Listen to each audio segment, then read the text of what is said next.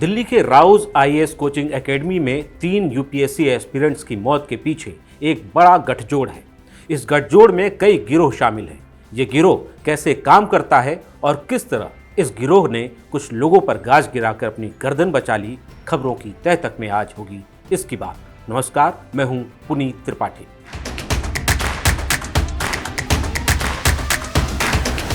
दिल्ली में सिस्टम ने 3 छात्रों को मौत दे दी। सिस्टम और संगठित गिरोह की मदद से छात्रों की जान ली गई। इस सिस्टम और इस गिरोह के एक एक सदस्य के चेहरे से पर्दा हटाएंगे, लेकिन उससे पहले मरी हुई जमीर वाले कुछ असंवेदनशील लोगों की तस्वीर देखिए, जो सरकार, जो नेता, जो मंत्री दिल्ली में छात्रों की मौत के बाद मौके पर जाने, छात्रों को सांत्वना देने के लिए हिम्मत तक नहीं दिखा पाए, उनसे माफी तक नहीं मांग पाए। ये तस्वीर हमने इस वजह से दिखाई कि इस बिरादरी का मौत वाले गिरोह से रिश्ता है। इस गिरोह की सरगना दिल्ली सरकार है। इस गिरोह में मानद सदस्य के रूप में दिल्ली के एलजी हैं। इस गिरोह में दिल्ली पुलिस है। इस गिरोह में फायर डिपार्टमेंट है। इस गिरोह में दिल्ली नगर निगम है। इस गिरोह में शिक्षा मंत्रालय है। इस गिरोह में विधायक है।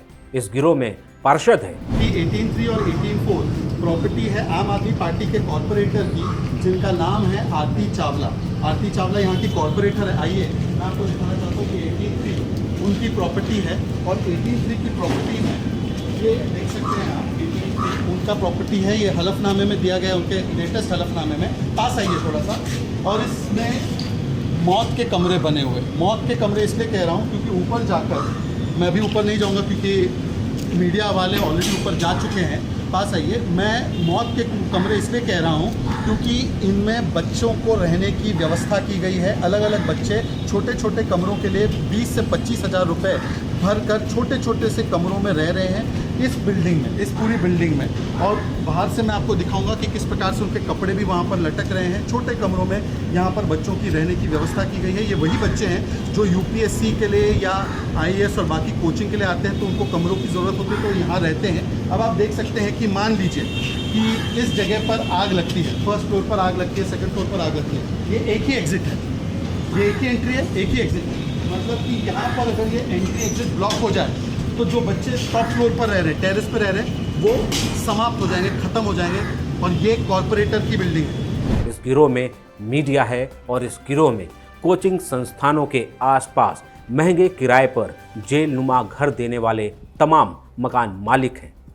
कैसे यह गिरोह एक दूसरे की मदद करता है, उससे पहले हम आपको ये बता दें कि कैसे यह गिरोह एक दूसरे को बचाता है। राजेंद्र नगर के कोचिंग सेंटर के बेसमेंट में 3 विद्यार्थी बारिश की पानी में डूबकर मर गए। इतनी बड़ी लापरवाही के आरोप में गिरफ्तार कितने लोग हुए? 7। गिरफ्तार कौन हुए? 4 बिल्डिंग के मालिक, 2 राउज एकेडमी वाले और 1 उस गाड़ी का ड्राइवर जिसकी तेजी से निकलने से कोचिंग सेंटर के बेसमेंट में पानी चला गया। और अधिकारियों में गाज किस किस पर गिरी? एमसीडी ने मेंटेनेंस डिवीजन 1 में तैनात जूनियर इंजीनियर विनय Mittal terminate, assistant engineer Vishram Meena suspend, executive engineer जेबी मीणा से 24 घंटे में मांगा गया जवाब। इस मामले में दिल्ली सरकार, दिल्ली के मुख्यमंत्री, दिल्ली के एलजी, इलाके का पार्षद, इलाके का विधायक, राज्य की जल मंत्री, दिल्ली की मेयर, इलाके का सांसद, इन सब की कोई जवाबदेही नहीं, कोई जिम्मेदारी नहीं। वाह रे सिस्टम, वाह रे सरकार, वाह रे इंसाफ। जब इंसाफ की राह ऐसी पगडंडी पर चले तो वाजिब इंसाफ के लिए नारे गूंजेंगे ही।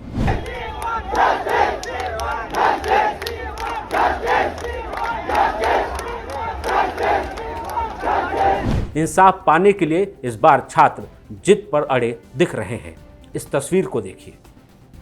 प्रदर्शनकारी रात को भी सड़क छोड़ने को तैयार नहीं और पास में जलती मोमबत्ती उनके लिए उम्मीद की लौ में बदल गई है। उन्हें याद है कि दिल्ली के ही मुखर्जी नगर के कोचिंग सेंटर की बिल्डिंग में 15 जून 2023 को लगी आग का वो भयावह मंजर।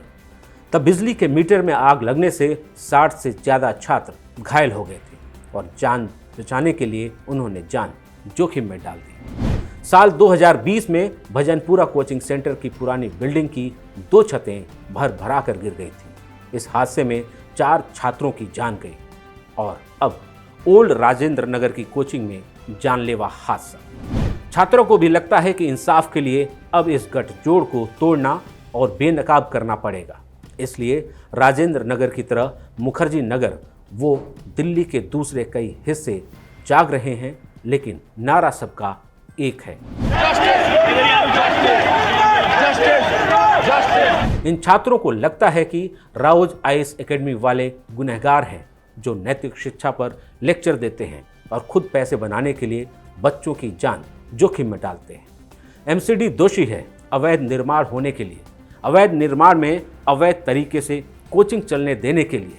दिल्ली सरकार दोषी है हर साल होने वाले जल भराव के बाद भी लोगों को डूब कर या करंट से मरने के लिए छोड़ने के लिए। एलजी दोषी हैं दिल्ली सरकार से उनके दायित्वों का निर्वहन नहीं कराने के लिए। इन आरोपों की वजह है, बीते वर्षों की बात छोड़ दीजिए, इस साल बारिश का दौर शुरू ही हुई और अब तक 18 लोगों की मौत हो चुकी है। इनमें 7 लोग करंट लगने से मरे तो बाकी डूबने और कंस्ट्रक्शन साइट पर हुए हादसों से। इसलिए इस बार जिन बच्चों का सिस्टम और सरकार से भरोसा टूटा है वो अब अपना बोरिया बिस्तर बांधकर घर लौटने के लिए निकल पड़े हैं। ये तस्वीर दर्दनाक है। यह तस्वीर हजारों सपने की मौत को बयां करती है। इन सपनों की मौत की वजह खास कॉकस है जो खास तरीके से काम करता है। कोचिंग संस्थानों के अवैध निर्माण के एवज में कट मनी से शुरुआत होती है जो पुलिस, नगर निगम, पार्षद, विधायक, मंत्री और पार्टी तक पहुंचता है। कोचिंग माफिया के बाद मकान मालिक और प्रॉपर्टी दलालों का कॉकस भी सक्रिय हो जाता है। तय सीमा से ऊंचे मकान खड़े हो जाते हैं। बिना खिड़की और रोशनदान वाले 4 बाई 4 के कमरे 15,000 रुपये में किराए पर दिया जाता है। कमरों का पार्टीशन प्लाईवुड से किया जाता है और ऐसे कमरों के लिए ब्रोकरेज 8,000 से लेकर 1 महीने के किराए के बराबर लिया जाता है। जिस दिल्ली में फ्री बिजली है वहाँ छात्रों से 12 से 16 रुपये प्रति यूनिट की दर से बिजली बिल लिया जाता है और फ्री पानी मिलने वाले पानी के लिए 200 से 300 रुपये वसूले जाते हैं। बेसमेंट में पीजी बने हुए हैं और बेसमेंट में बनी लाइब्रेरी में जाकर पढ़ने के लिए 2,500 रुपये हर महीने देने पड़ते हैं। 100 रुपये के रेंट एग्रीमेंट पर 300 रुपया पुलिस को घूस देना पड़ता है। इस तरह केवल कमरे में रहने वाले और दूसरी मामूली सुविधाओं के लिए करीब 35,000 रुपये खर्च करना पड़ता है।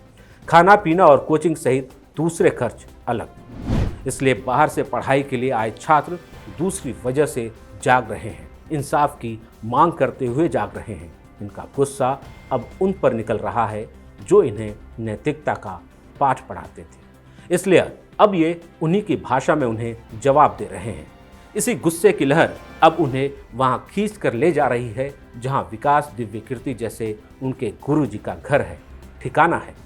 छात्रों के गुस्से को बेवजह कैसे कहा जाए, इस लड़ाई में वो खुद को अकेला पा रहे हैं। कहाँ हैं खान सर से लेकर फिजिक्स वाला तक, कहाँ हैं दिव्य कीर्ति अवध ओझा से लेकर विनय सिंह तक, और वो बड़े बड़े नाम जो कलेक्टर एसपी बनाने की फैक्ट्री चलाते हैं। कहाँ हैं वो तमाम गुरुजी जो कोचिंग के खिलाफ होने वाले किसी फैसले के बाद छात्र हित बताते हुए आंदोलन को भड़काते, आंदोलनकारी छात्रों की मांगों को जायज़ बताने खम ठोक कर मैदान में उतर जाते हैं और खुद को उनका खैर ख्वाक बताते हैं। इसलिए प्रदर्शन की आग ऐसे गुरुजी के घर के बाहर तक पहुंच चुकी है।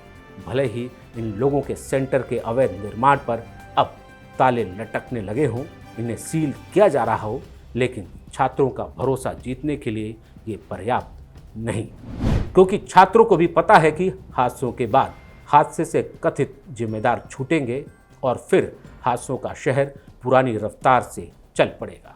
नए हादसों के इंतजार में, नई लूट के इंतजार में, नए हंगामे के इंतजार में और फिर इस पर मिट्टी डालने के इंतजार में। मीडिया का एक वर्ग माँ बाप से अपने बच्चों को इस अंधी सुरंग में नहीं ढकेलने की अपील कर रहा है, लेकिन वो सिस्टम दुरुस्त करने की मांग पर क्यों नहीं अड़ रहा? वजह वही है, कुछ दिनों बाद मीडिया को भी चुप रहने के लिए उसका हिस्सा इस कॉकस और इस सिस्टम से मिलेगा। आपको क्या लगता है, क्या भ्रष्टाचार के इस गठजोड़ को तोड़ना संभव है? अपनी राय कमेंट बॉक्स में दें और वीडियो पसंद आया हो तो इसे लाइक करें और शेयर करें और चैनल को सब्सक्राइब करें।